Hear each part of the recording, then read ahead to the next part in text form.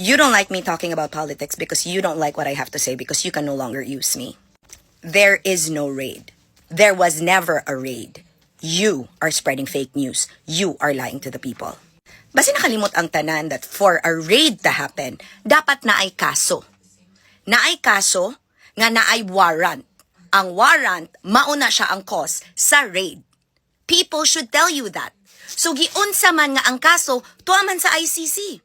And besides, ngano i-raid man gyud ang balay ni PRRD, he's not a drug lord. He fought drug lords. Maumagod na yung point. You keep lying to the people of Davao City because you are using how they feel about PRRD. You are using how they feel. You are using the fact that they are loving and loyal to him. That's why inyo na lang permi gamito na. Inyong permi gamiton. You keep on lying.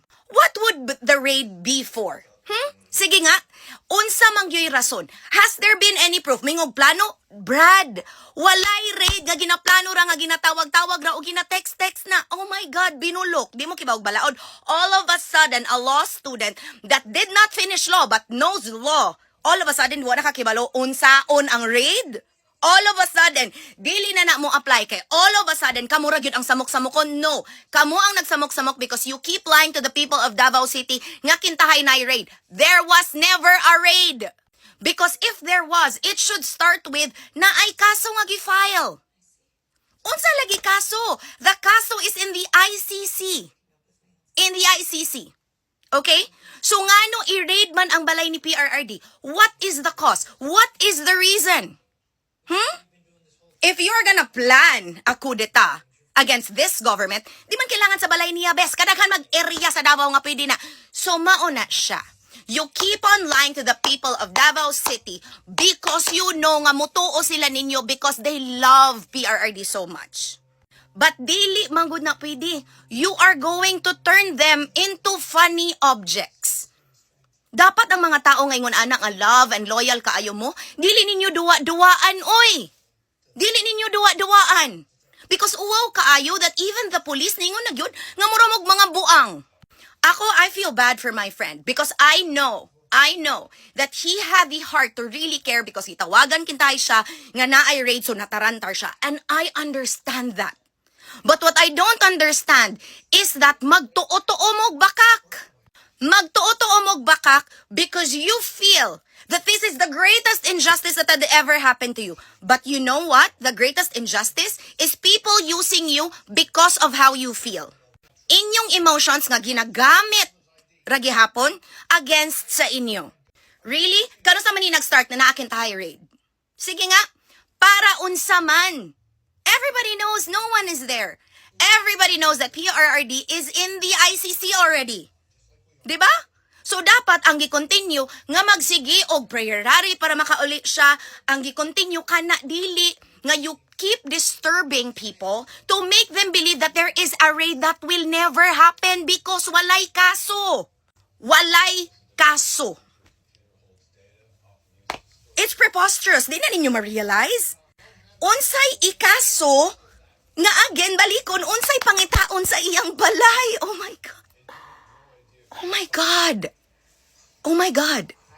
I get fanaticism. I do, but not to this extent. But maumagod na, ang inyong fanaticism gigamit na against sa inyo. And ako ang mali? No. Kamo ang namali for believing in people na ginagamit ramo. Ginagamit ragyud mo because of your feelings. Di na ninyo makita, of course, because love yung kayo nato si PRRD. But I love him too. I do. But I am not going to disturb myself, stay outside his house, protect his house from a supposed raid when in fact, wala mang yoy raid because unsa may kaso niya. He's already in the ICC. Whatever documents he may have, it won't be in his house. Unsa may pagitaon sa... What? O sige, karon na pod, dili naman sa balay ni PRRD. Dito na pod sa balay ni Kong Pulong. Unsa may naakin tayo sa balay ni Kong Pulong? Unsa man gibod kiapoy kaso? An mo ingon mo nga, na-thwart among plano, so appeal na ko. No. Dili ko appeal. Because dili ko magpailad kay kibalo ko magunahuna. Nga for a raid to happen, baliko na ko ha. For a raid to happen, dapat na ay kaso, na ay warrant, then na ay raid. Kay tanan, papilado na. Because you love to hate the PNP, don't you? You love to make up stories that the PNP is this and that. So do you think that the PNP will just go in there and march in there? And risk the personnel? Kapila na. I was in Davao, kapila na. My friends mismo nga pulis nga naa diya sa Davao mo ingon nagug wa gid mi kibalo ma'am jam ug asa gyud na nilagikan, and that's exactly it.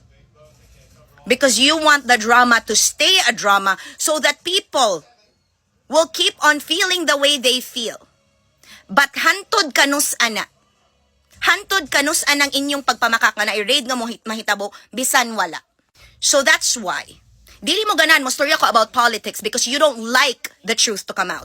You don't like the truth to come out. Nga gidrama ra ninyo ang mga tao and gigamit ninyo how they feel about you. I will not blame PRRD because I'm pretty sure nga wala gid siya kasayrunan ani. I'm pretty sure di siya ganan manghasol og mga tao. So, whoever is making up all of this drama para patuuhon mo, inyo na. Okay? Mura na go nagrelasyon. You know you are with a bad partner, but you will stay anyway because you love them, because you think things will change. It won't. The thing is, they will never tell you the truth kay mawala naman. Mahilom naman. Mahanaw naman. As it should. Because kibalo mo ngano si PRRD dili matagaan og interim release because the ICC can see your reaction. You think that they will release him? That makontinue pa ning kaso, inyo nang itago. Diba? Moobito nang gidala siya didto. Diba? The reason why they will not give him an interim release, because they know nga magobot if they release, because dili na makontinue ang kaso and it will be for nothing. So mauna siya. They don't want you to tell the truth. They don't want for you to know the truth.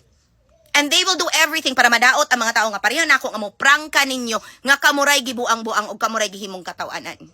And it hurts me. It hurts me because it involves my friends. It involves my friends nga gibaw ka makita na ko akong friend nga gabi kahadlok.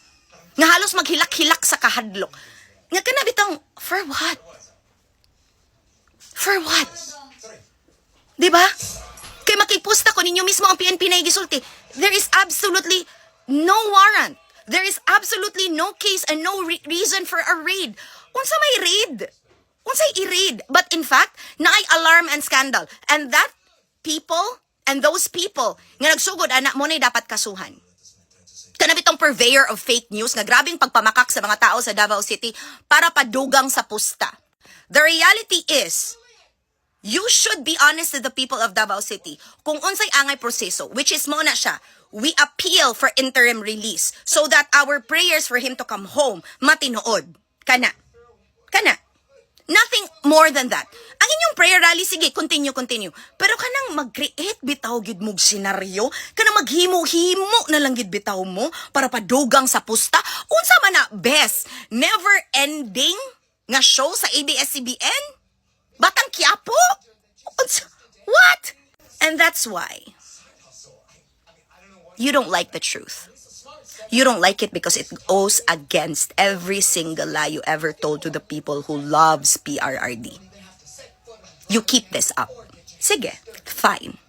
But for right now, I'm telling you, kanang inyong gipahibaw sa inyong utok nga raid, nga kintahay gimugna-mugna. Why mugna best? Until you can come up with a probable cause for a case, for a warrant, and for a raid, then that's all fake news and himo-himo na ninyo.